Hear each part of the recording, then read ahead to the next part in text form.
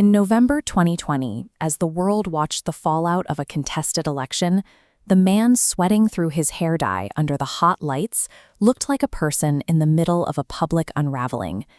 2 decades earlier, this same man was a global symbol of strength. He walked through the smoldering wreckage of Lower Manhattan with a level of defiance that made him the most respected politician in the country. The question for anyone watching this arc is simple. How does a person travel that far? His eventual collapse wasn't a sudden break from his past. It was the predictable trajectory of a man who could never find a way to let go of the spotlight. To see what he actually lost, you have to look at New York City in the early 90s. The city was facing a $2 billion deficit and suffering through 2,000 murders a year. It was a place many believed was simply ungovernable.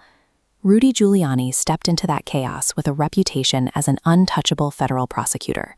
He had built his career on a single identity, the truth-seeking enforcer who had successfully dismantled the mafia. This shows the evolution of his policing strategy. His administration pioneered CompStat, a system that used real-time data to track crime. It shifted the entire police department from a reactive force to a proactive one. The metrics show the result of that shift. On his watch, the murder rate dropped by 2/3, and that massive deficit was replaced by a budget surplus. While he was loathed by his political opponents, his reliance on logic and hard data was the engine that pulled New York back from the brink of collapse. Even at his peak, there were signs of the volatility beneath the surface. Giuliani was a combative leader who often seemed more interested in being feared than being loved. That volatility played out in the tabloids. He famously held a press conference to announce his divorce from Donna Hanover before she even knew he was seeking one, demonstrating a total lack of a personal or professional filter. On September 11th, his combative nature and his need for total control aligned perfectly with what the city needed. He became a daily fixture on television, the singular voice of authority for a nation in shock.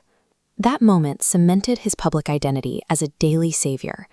It also created a psychological trap.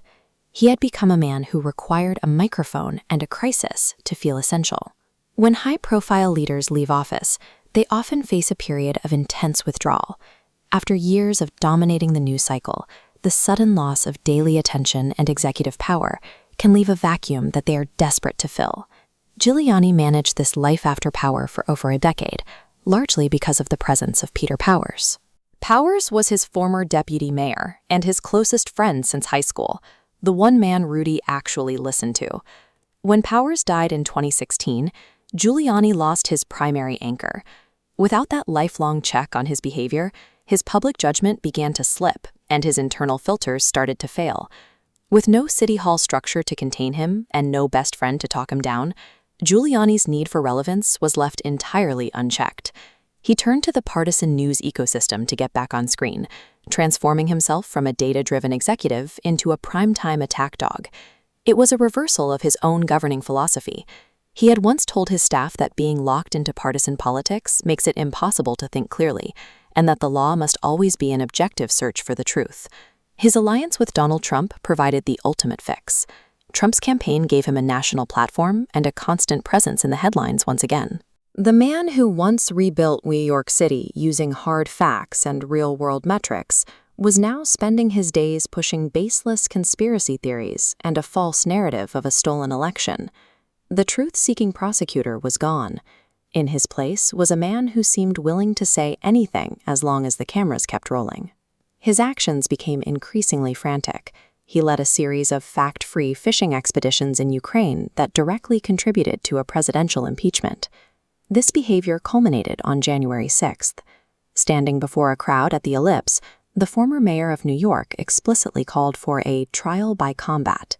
The fallout was total. The former elite federal prosecutor was disbarred. The man who once managed a multi-billion-dollar city budget was left broke. The spotlight he fought so hard to keep ended up destroying his legacy. There is a hidden cost to this fall. Giuliani's early successes, the actual effective reforms that saved the city, are now politically toxic for any future leader who might want to learn from them. While his later actions were ruinous, history will always acknowledge his leadership in the days following 9/11. But his story remains a warning.